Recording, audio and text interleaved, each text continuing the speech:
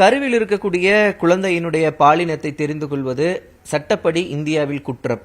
ஆனா அதை தெரிஞ்சுக்கிறதுல என்ன தவறு இருக்கு, இதனால என்ன ஆக போகுது அப்படின்னு நிறைய பேசுபொருள் இப்போ பேசப்பட்டிருக்கு. ஆனா இதற்கு பின்னாடி இருக்கிற உண்மையான நிகழ்வுகள் என்ன, ஏன் கருவில் இருக்கக்கூடிய குழந்தையினுடைய விவரங்களை தெரிஞ்சுக்க கூடாது, அதற்கு பின்னாடியே சுகாதாரத்துறை மருத்துவத்துறையின் சார்பாக எடுக்கப்பட்டிருக்கக்கூடிய நடவடிக்கைகள் என்ன என்பது தொடர்பாக நம்மிடம் விரிவாக பேசுவதற்காக தொற்றுநோய் தடுப்பு துறையினுடைய இயக்குனர் செல்வநாயகம் அவர்கள் நம்முடன் இருக்கிறார். அவரிடமே பேசலாம். சார் வணக்கம். சார் சார் இந்த கருவில் இருக்கக்கூடிய குழந்தைகளை பற்றி ஏன் தெரிஞ்சுக்க கூடாது சார்? ஆக்சுவலா இது ஒரு பெண் சிசு கொலை மரணம் அப்படிங்கறத தாண்டி பெண்களோட சமூக பொருளாதார வளர்ச்சிக்கு இது அவசியம். நம்ம தெரிஞ்சுக்க கூடாது. குழந்தை மட்டும்தான், அது ஆண் பெண் வித்தியாசம் கிடையாது. அது இல்லாம பெண்களுக்கு இதற்கான குற்றங்களை தடுக்கக்கூடியது ஒரு டூலா தான் இருக்கணும். ஸோ அதனால கண்டிப்பா சிசு ஆணா பெண்ணான்று தெரிவிக்க வேண்டியது கண்டிப்பா அவசியம். தெரிஞ்சிக்க வேண்டியது இல்லை. எல்லாருக்கும் சமமான பொதுவான உரிமைகளை கொடுக்கணும். சார் இதனால நமக்கு இதற்கு முன்னாடி சமூகத்தில் என்ன மாதிரி நிலைமை இருந்தது, அதை சரி செய்வதற்காக பொது சுகாதாரத்துறையின் சார்பாகவோ என்னென்ன திட்டங்கள் நம்ம கொண்டுட்டு வந்திருக்கோம் சார்? எதற்காக அதை கொண்டு வந்தோம்? ஸோ ஒவ்வொரு குழந்தையோட முழு வளர்ச்சி அடையணும். ஸோ அதை நோக்கி தான் நம்ம பயணிச்சுட்டு இருக்கோம்.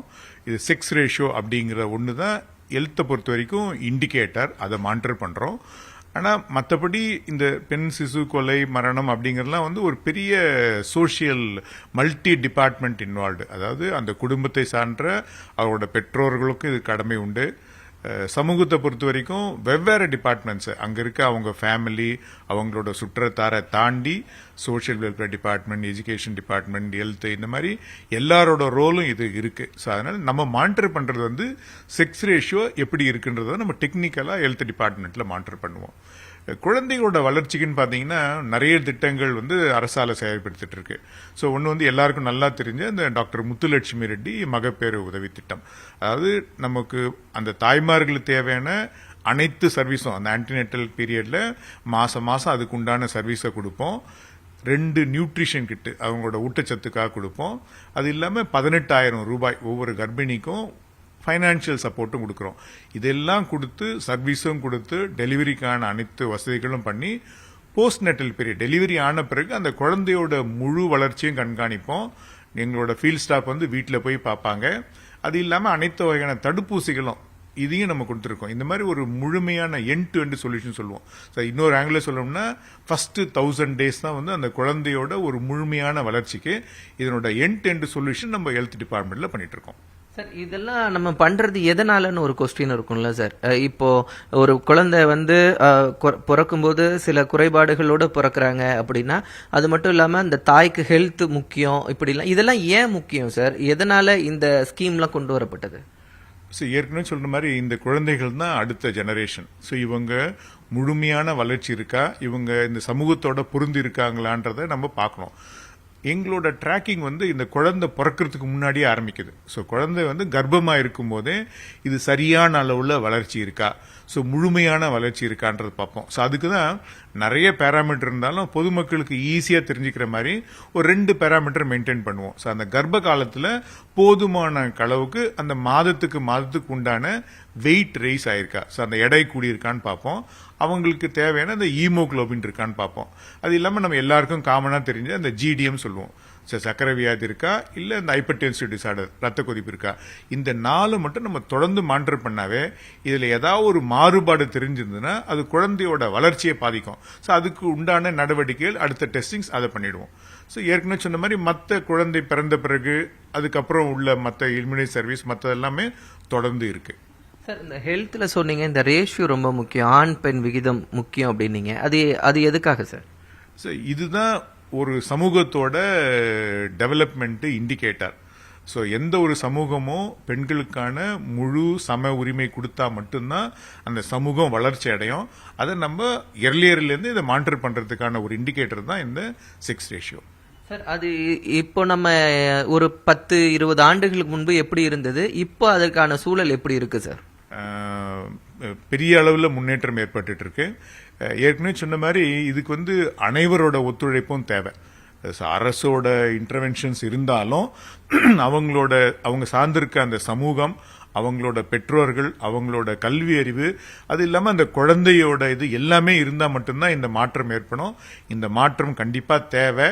இதுதான் நம்மளோட சோஷியல் டெவலப்மெண்ட்டோட இண்டெக்ஸ். சார் இப்போ வந்து ஸ்கேன் மூலமா பார்த்துட்டு அந்த சிசுவை வந்து வெளியில எடுத்துடுறதோ அதை அபாஷன் பண்ணிடுறதோ போன்ற சம்பவங்கள்லாம் எந்த அளவுக்கு இப்போ குறைஞ்சிருக்கு சார்? அதனால என்ன பயன் அடைஞ்சிருக்கு?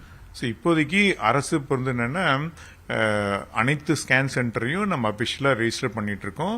ஸோ அவங்க வந்து எந்த செக்ஸ் ரிவீல் பண்ணக்கூடாதுன்றதையும் மானிட்டர் பண்ணிட்டு இருக்கோம். இது தொடர்ந்து நடந்துட்டு இருக்கிறதால இப்ப கண்டிப்பா வந்து பெண் சிசு மரணம் அப்படிங்கிறது குறைஞ்சிருக்கு.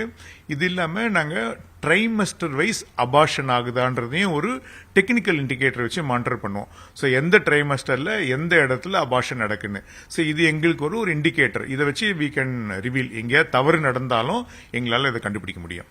சார் இப்போ கர்ப்ப காலத்திலிருந்து அந்த குழந்தைகள் வந்து ஒரு 5 ஆண்டுகள் வர வரைக்கும் நீங்க முத்துலட்சுமி ரெட்டி ஸ்கீம்ல இருந்து நிறைய ஸ்கீம்ஸ் தடுப்பூசிகள்ல இருந்து எல்லாமே கொடுக்குறீங்க, ஹீமோகுளோபின் குறைபாடுகள் வரைக்கும்.